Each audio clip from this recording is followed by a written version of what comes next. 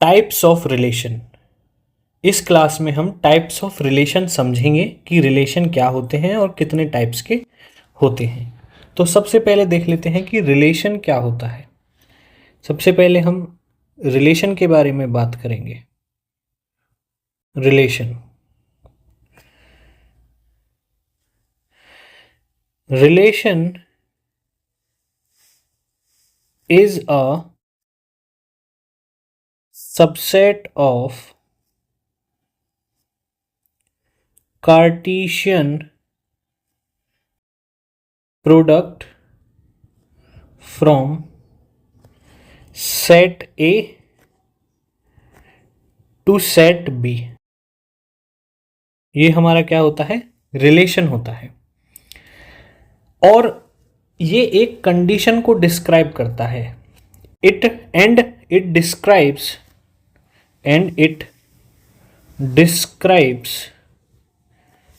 अ condition. कौन describe करता है कंडीशन? रिलेशन या रिलेशन सेट एक कंडीशन को डिस्क्राइब करता है। Describes a condition such that are relation जो होता है उससे जो सेट बनता है ये कैसे डिफाइन होता है? x, y here x belongs to A, y belongs to B और x और y में कोई क्या होता है? रिलेशन होता है। x एंड y में एनी कंडीशन होती है। अब मैंने बात करी Cartesian product A cross B। A cross B ये होता है हमारा कार्टेशियन प्रोडक्ट। जैसे मैं सेट A मान लेता हूं कोई 1 2 3 4 5 6 ये दो सेट हो गए, set A and set B।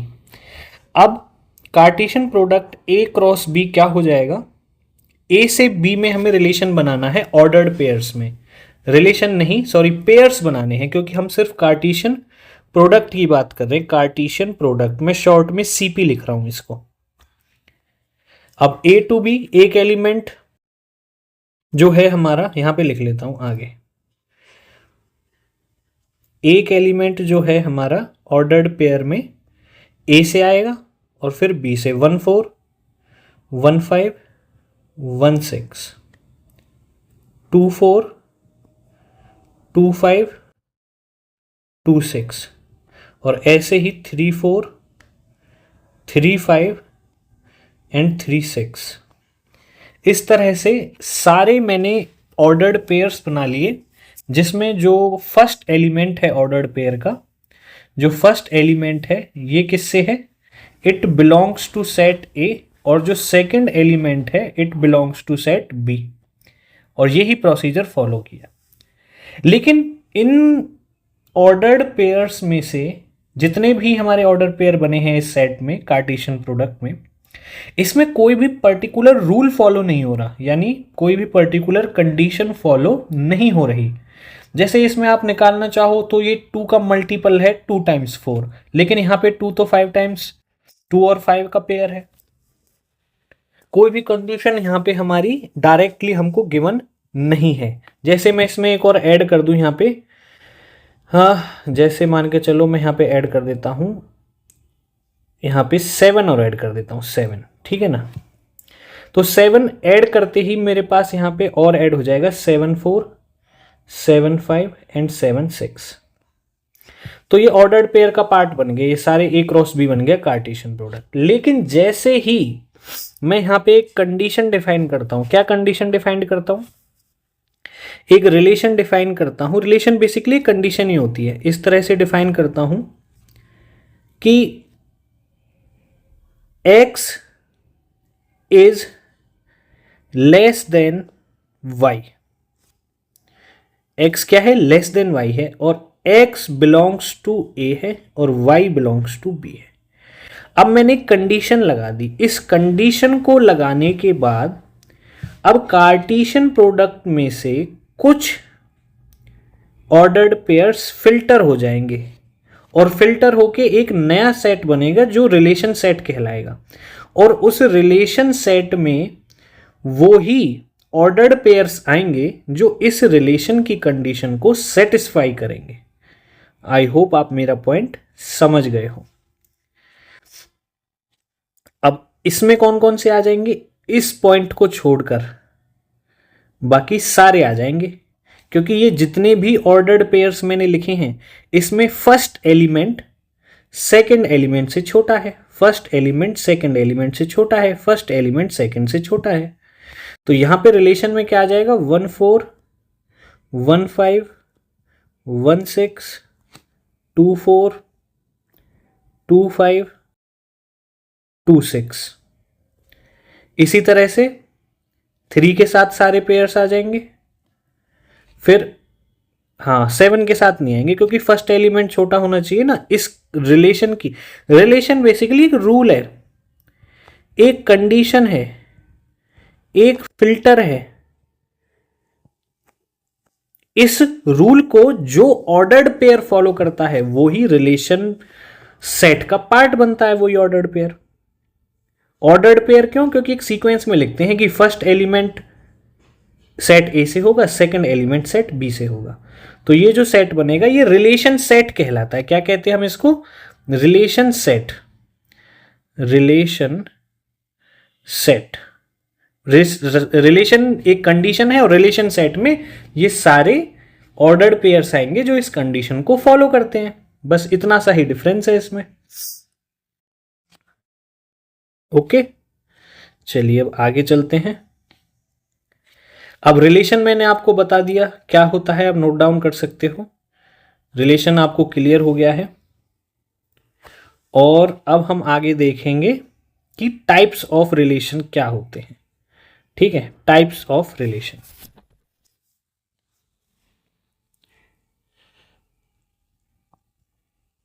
Types of relation.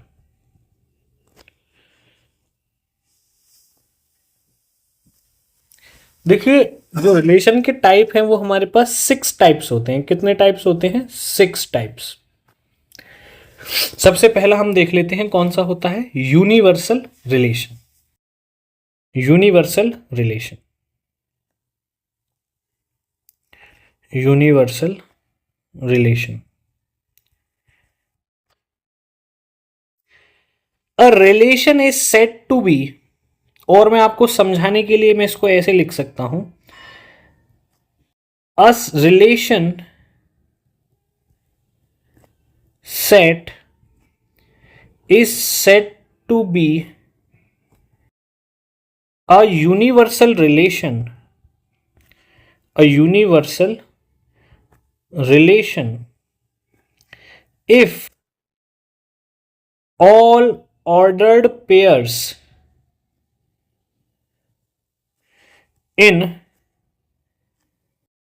अगर मैं A to B डिफाइन कर रहा हूं, कहां पे डिफाइन कर रहा हूं, एक सेट A है एक सेट B है, A टू B में डिफाइंड कर रहा हूं।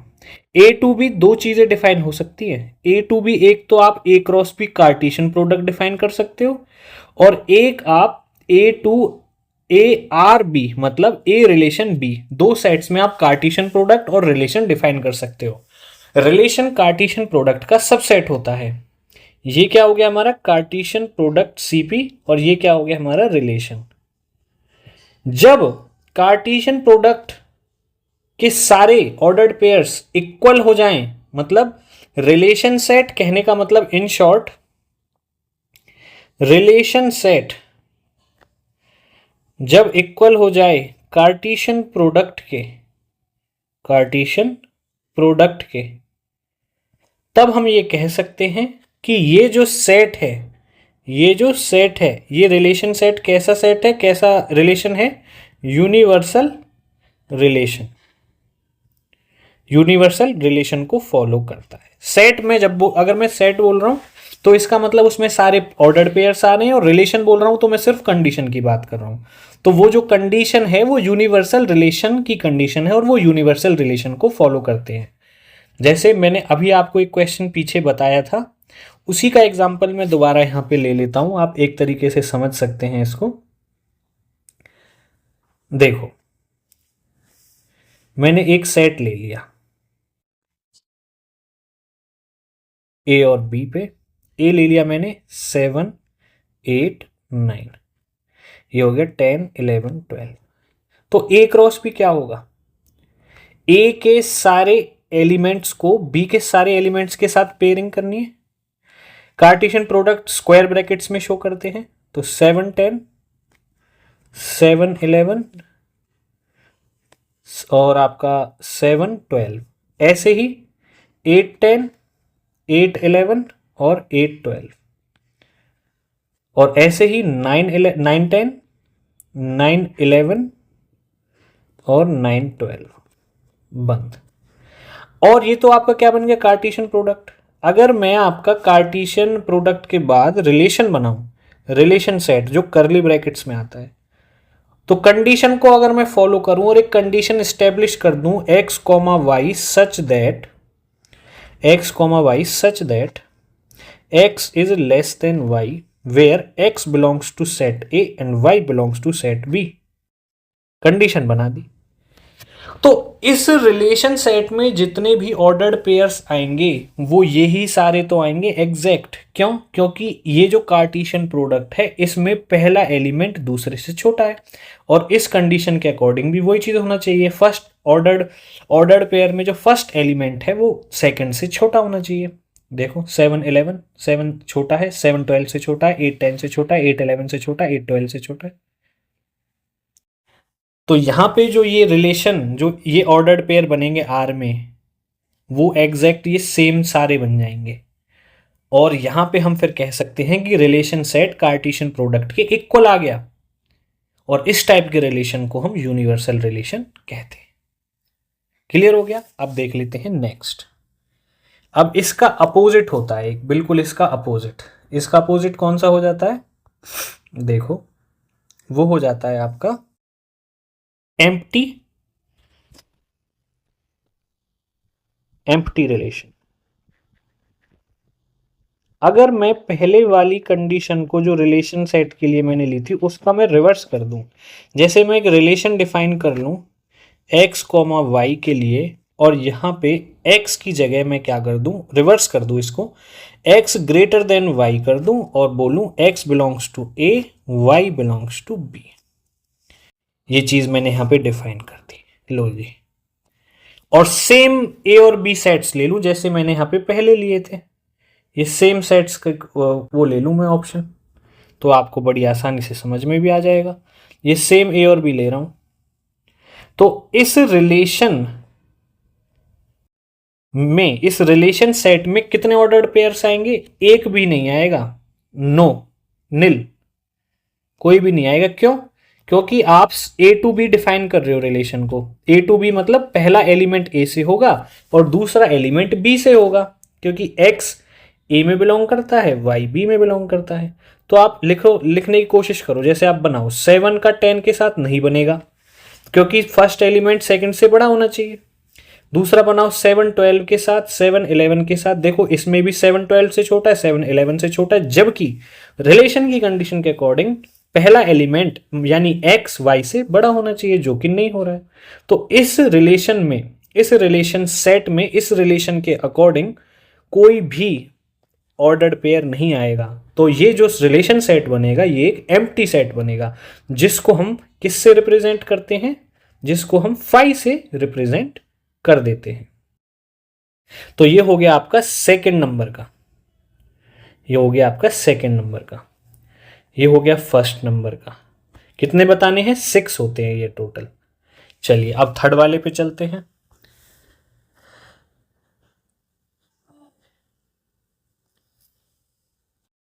थर्ड वाला आपका आता है reflexive relation.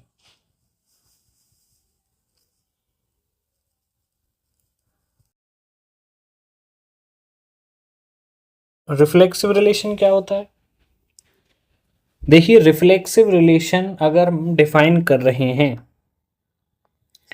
From set A to B, अगर हम रिफ्लेक्सिव रिलेशन चेक कर रहे हैं या डिफाइन कर रहे हैं ए से बी के लिए, तो आपको एक यहां पे चीज याद रखनी है दैट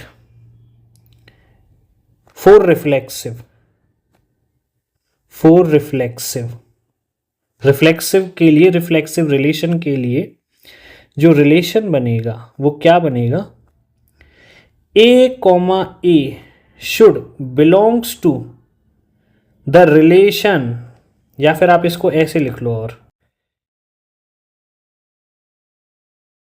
रिलेशन इस तरह से डिफाइन होगा कि A comma A should belongs to the relation where A belongs to A for all A, for all A belongs to A. ठीक है जी। कहने का मतलब, जो मैंने बात लिखी है, इस बात के कहने का मतलब ये है, सेट ए में जितने भी एलिमेंट्स हैं, जितने भी एलिमेंट्स हैं,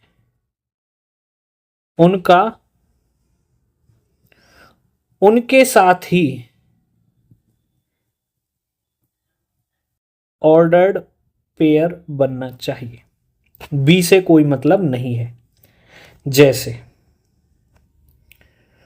यहां पे मैंने एक सेट डिफाइन कर लिया ए, एक डिफाइन कर लिया बी, ये मैंने ले लिया 3, 8 और 9, ठीक है, और ये मैंने ले लिया 1, 2 और 3, और एक रिलेशन मैंने डिफाइन कर दिया x और y के लिए, x और y के लिए मैंने डिफाइन कर दिया एक रिलेशन कि x और y such that x is smaller than और इक्वल टू y। अब रिफ्लेक्सिव की कंडीशन के अकॉर्डिंग हमें क्या करना होता है, यहां पे देखो x और y दो चीजें आई हैं, हमको क्या करना पड़ेगा, x और y को इक्वल करना पड़ेगा। x और y को इक्वल करने के बाद फिर हम चेक करेंगे कि ये रिलेशन को सेटिस्फाई करता है या नहीं करता। चलो करके देख लो। जैसे कोई भी एक एलिमेंट उठा लो, यहां से आप x की value equal to y check करेंगे, ठीक है, तो 3 उठा लिया, तो 3 को हम 3 से ही चेक करेंगे, मतलब x और y दोनों यहाँ पे क्या हो जाएगा, 3, x और y दोनों 3 हो गया, तो 3 is greater than equal to 3 है या नहीं, देखो लेस देन इक्वल टू तो नहीं है, लेकिन इक्वल टू तो है, 3 के इक्वल टू हो जाएगा, क्योंकि जो ये इनइक्वालिटी है इसमें या तो लेस देन फॉलो हो या फिर इक्वल टू फॉलो हो, तो इक्वल टू फॉलो हो रहा है, तो यहाँ पे 3 ये भी ऑर्डर्ड पेयर बन जाएगा, 8 भी ऑर्डर्ड पेयर बन जाएगा, और 9 भी ऑर्डर्ड पेयर बन जाएगा। बस ये तीनों ही हो, बाकी से कोई चीज का किसी भी कोई भी मतलब नहीं है कि आपका क्या है, ये रिफ्लेक्सिव रिलेशन के लिए बस ये चीज होनी चाहिए, मतलब सेट ए में जितने भी एलिमेंट्स हैं इनका इनके साथ ही डबलेट बन जाए एक तरीके से। जैसे 3 8 9 है तो 3 3 8 8 और 9 9, ये सेट में, रिलेशन सेट में ये होनी चाहिए। अगर ये हैं तो ये रिलेशन कैसा बन जाएगा, रिफ्लेक्सिव रिलेशन बन जाएगा। कोई सेट अपने आप के ऊपर भी डिफाइंड है, ए टू ए, जैसे इसमें तो 2 सेट हैं, अगर एक सेट ही दिया हो तो आपको समझ जाना है कि ये अपने ऊपर ही डिफाइंड है, तो उसमें भी सेम चीज ही रहेगी। नेक्स्ट देख लेते हैं। नेक्स्ट है हमारा, कितने हो गए हमारे, तीसरे पे हो गया चौथा। अब आ जाते हैं हमारा सिमेट्रिक। फोर्थ पे है हमारा सिमेट्रिक। जो सिमेट्रिक है ये कंडीशनल रिलेशन है। कंडीशनल मैंने क्यों बोला, क्योंकि इसमें कोई चीज हमें स्टार्टिंग में पहले एग्जिस्ट करानी होती है या एग्जिस्ट करती है। जैसे देखो इफ से स्टार्ट होगा, इफ मतलब कंडीशन एक तरीके से, इफ ए एक्स और वाई ले लेता हूं, चलो, if x comma y belongs to the relation then there should exist, this implies that y comma x should also belongs to the relation. अगर ये एग्जिस्ट करता है, ये एग्जिस्ट करता है तो रिलेशन कैसा हो जाता है, सिमेट्रिक हो जाता है। एक एग्जाम्पल की हेल्प से इसको समझने की कोशिश करते हैं। अब जैसे पहले मैं दो सेट ले लेता हूं, एक ए ले लिया, एक बी ले लिया। इसमें मैं लिख लेता हूं 1 2 3। इसमें मैं लिख लेता हूं -1 -2 -3। और मैं एक रिलेशन डिफाइन करता हूं यहाँ पर कि x, y ऑर्डर्ड पेयर बनाएंगे such that x² is equal to y²। अब इसके अकॉर्डिंग क्या ऑर्डर्ड पेयर्स बनेंगे, यहाँ पे हम देखते हैं क्या बन जाएंगे ऑर्डर्ड पेयर्स। अगर मैं x की वैल्यू 1 लेता हूँ तो ये किसके इक्वल, सेकंड एलिमेंट अगर मैं -1 ले लेता हूँ तो -1 का स्क्वायर भी तो 1 ही आएगा, तो 1, -1 का एक ऑर्डर्ड पेयर बन गया, 2, -2 का एक ऑर्डर्ड पेयर बन गया, और एक 3, -3 का एक ऑर्डर्ड पेयर बन गया। क्यों? 1 का स्क्वायर 1, -1 का स्क्वायर भी 1, दोनों क्या आ गए, इक्वल। ऐसे ही इनका स्क्वायर भी इक्वल और इनका स्क्वायर भी इक्वल, तो ये रिलेशन सेट डिफाइन हो गया मेरा। अब यहाँ पे आप एक चीज़ देखो, 1, -1 है, इसके अकॉर्डिंग अगर सिमेट्रिक चेक करना है तो -1, 1 भी तो होना चाहिए सेट में, -1, 1 भी तो सेट में होना चाहिए। तो क्या -1, 1 यहाँ पे है? नहीं है, तो ये सेट सिमेट्रिक नहीं होगा, सिमेट्रिक रिलेशन वाला सेट नहीं होगा। अगर ये सिमेट्रिक बनाना है तो हमें क्या करना पड़ेगा, हमें यहाँ पे एक चीज़ करनी पड़ेगी। क्या चीज़ करनी पड़ेगी? यहाँ पे -1, -2 और -3, और यहाँ पे 1 2 3 ये चीज़ें ऐड करनी पड़ेंगी, क्योंकि अब यहाँ पे ऐड हो जाएंगी तो -1 का स्क्वायर 1 के इक्वल हो गया, तो यहाँ पे इसमें अब जो रिलेशन सेट है मेरा एक्सपेंड हो जाएगा, ये बन जाएगा, इसको हम -1, -1 -2, -2 -3, भी लिख सकते हैं इसके अंदर। तो 1, -1 है तो इसका उल्टा भी एग्जिस्ट कर रहा है, 2, -2 है इसका उल्टा भी एग्जिस्ट कर रहा है, 3, -3 है तो -3, 3 भी एग्जिस्ट कर रहा है। तो अब ये कैसा रिलेशन हो गया? सिमेट्रिक रिलेशन हो गया, मतलब उसका उल्टा भी इसमें एग्जिस्ट करना चाहिए। अब एक और क्वेश्चन बन जाता है यहाँ पे, जो रिफ्लेक्सिव रिलेशन है क्या वो सिमेट्रिक होगा? जैसे मान के चलो 1 1 1 2 1 1 2 2 3 3, ये रिफ्लेक्सिव रिलेशन था ऊपर जैसे अभी हमने किया, 1 2 3 अगर कोई एलिमेंट्स है किसी सेट में, तो 1, 1 इसका उल्टा भी तो 1, 1 ही होगा, 2, 2 इसका उल्टा भी तो 2, 2 ही होगा, 3, 3 इसका उल्टा भी तो 3, 3 होगा। तो इस रिलेशन को, रिफ्लेक्सिव रिलेशन जो है वो सिमेट्रिक हो ही जाता है अगर सिर्फ ये एलिमेंट सी या ऑर्डर्ड पेयर सी इसमें एग्जिस्ट करते हैं, इनके अलावा अगर कुछ नहीं है तो वो सिमेट्रिक होगा। नेक्स्ट देख लेते हैं। अब नेक्स्ट आपका आता है, कौन सा रह गया अब आपका, ये कौन से नंबर का हो गया? 4th नंबर का। अब 5th नंबर का आ जाता है आपका ट्रांजिटिव। 5th नंबर का आपका आ जाएगा ट्रांजिटिव। ट्रांजिटिव में क्या होता है? ये भी कंडीशनल रिलेशन है, तो मतलब इफ से स्टार्ट होगा। किससे स्टार्ट होगा? इफ से। इफ x, y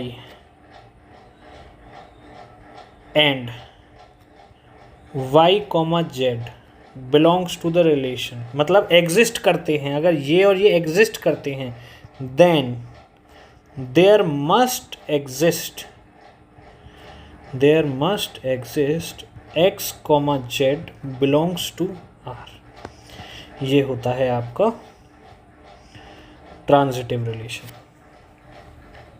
अब अगर ये ही एग्जिस्ट नहीं करते हैं, x, y है और y, z ही एग्जिस्ट नहीं करता है, तो वो पहले ही ट्रांजिटिव रिलेशन हो जाएगा।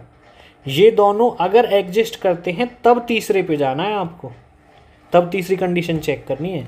अगर ये ही एग्जिस्ट नहीं करता है तो आपको वहीं रुक जाना है। अगर सिर्फ ये ही है, ये एग्जिस्ट ही नहीं करता, तो यहाँ पे जाने की ज़रूरत ही नहीं है, फिर आपको सिर्फ यहीं पे रुक जाना है, और यहीं पे ये जो है आपका क्या बन जाएगा? ट्रांजिटिव रिलेशन बन जाएगा। अगर ये एग्जिस्ट करता है, इसके बाद ये एग्जिस्ट करता है, तब ये चेक करेंगे। और ये एग्जिस्ट, फिर ये एग्जिस्ट करता है, ये एग्जिस्ट करता है, ये एग्जिस्ट नहीं करता, तब ये रिलेशन कैसा होगा, नॉट ट्रांजिटिव। ये एग्जिस्ट करता है, ये नहीं करता, तो वहीं पे रुक जाओ, ट्रांजिटिव रिलेशन बन जाएगा। और A टू B ही डिफाइन कर रहे हैं, तो X जो बिलोंग्स टू है वो A को बिलोंग करेगा, Y B को बिलोंग करेगा, सेट B को। और सिक्स्थ कुछ नहीं है, जो relations a relation which is reflexive, symmetric and transitive. A relation which is reflexive as well as symmetric as well as transitive, which is, ये तीनों होता है, is called equivalence relation। तो जो सिक्स्थ है हमारा वो क्या हो जाएगा, इक्विवेलेंस रिलेशन। ठीक है, तो आई होप आपको टाइप्स ऑफ रिलेशन सारे क्लियर हो गए होंगे। आप नोट डाउन भी कर सकते हो, कोई डाउट है तो आप पूछ भी सकते हो। तो चलिए मिलते हैं आपसे अगली वीडियो में, तब तक के लिए take care and bye bye.